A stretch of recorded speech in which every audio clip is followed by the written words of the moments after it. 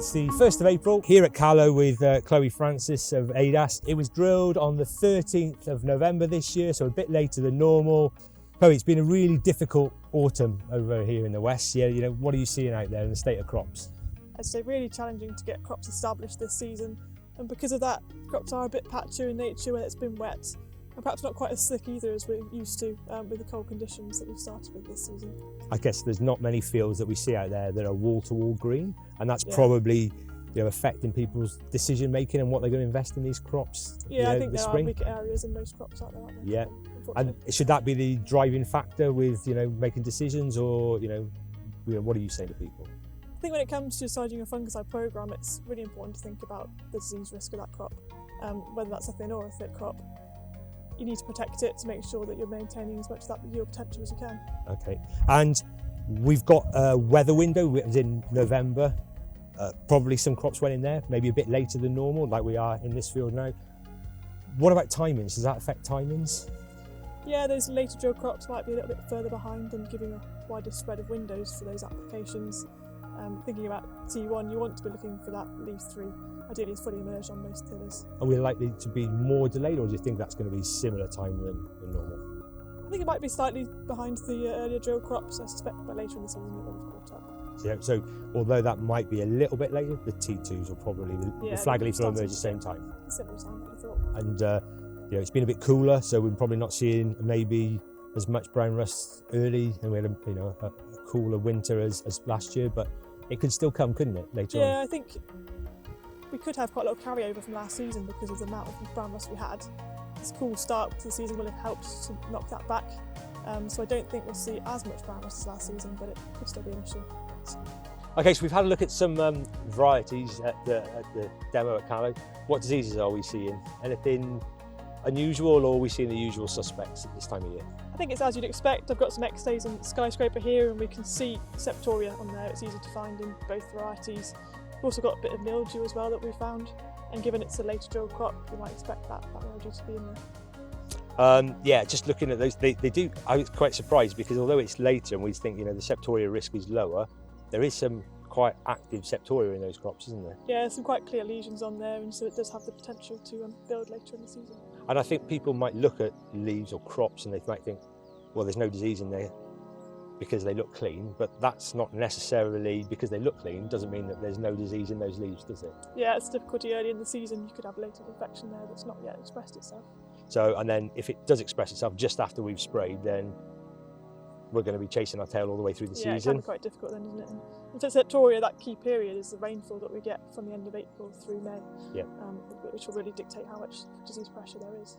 So I think we have to we've seen the normal diseases that we'd expect and things like that, and thinking about that when we go forward. Anything that you think that you might have seen that we haven't seen today? Any diseases, yellow rust and things like that? Yeah, so we've not seen any rust today, have we? But yellow rust could be a potential as we get towards T1. It does like mild springs, which we're getting at the moment. The frost we've had may have knocked it back a little, but I'd still remain vigilant to look out for any yellow rust. So although we haven't seen it today, might not discount it for going forward. No, definitely, and want to watch out for particularly varieties that have got a weakness as well. I use Zyots and the Skyfalls. Yes. Yeah. If you're growing those, you probably need to be aware of it. Yeah, definitely. Okay. So we're thinking about T1s, Chloe, and the thought process of farmers and agronomists and people asking you for advice. What are you saying when they're thinking about decision making at T1? What should they be looking at and deciding on? So I think monitor your crop to see what's already there. Yep. And then think about the overall disease risk of your crop based on your location, the sowing date, the variety, and then pick key actives that are going to control those potential risks. So obviously at T1 you're having to decide now what could be an issue in the future, because it's not always an issue yet.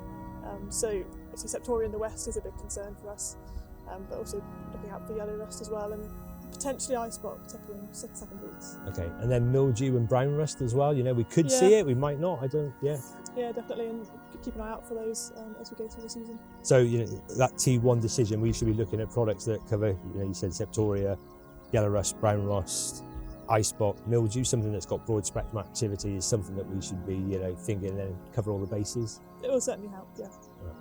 So we've seen some of these crops that are a bit later. They're probably a bit thinner than we'd normally like. A disaster if they were going to be winter barley. You don't want thin crops of of winter barley. But yield potential of thinner crops of wheat, what are your thoughts on that? Can you decide what it is now? Yeah, it's difficult, but I think with wheat you're usually source limited and that you don't get enough sunlight. So the crop can compensate, it can tiller and put out more grains. So keeping on top of disease will really help to maximise your yield potential on these crops. So a thinner crop of wheat at this point in time of the year doesn't necessarily mean that the yield is completely compromised? No, I think there's still time for crops to compensate. Do you think some of the lower leaves could contribute more to yield with sunlight going if they're a bit thinner as well? So some of those earlier sprays are maybe a bit more important as well. You might find leaf 3 and 4 potentially contributing a bit more to that yield in a thinner crop as you get more sunlight down to those leaf layers. So maintaining an adequate fungicide programme in these thin crops is still really important. So thinner crops of wheat potential could still be there. Don't give up on them. Lower leaves could contribute more to yield. Yeah, and I think 2012 showed us that, didn't it? Yeah. The thinner crops actually out-yielded the thick crops, so yeah, there is still some potential there and worth looking after. So, not making comparisons on year, but it's really dry. We've had 6 mil of rains in March. We're in April now. It's the 1st of April. Reminds me of back into a year like 2012. It was really, really dry early. People probably cut inputs at T1. That's sort of the 20th or so of April. And then once we got into May, it didn't stop raining and things like that. And then there was a difference between thinner crops and thicker crops and things like that. It was dull. If that happened and people cut the inputs, then do you see any sort of comparisons between that year and this year?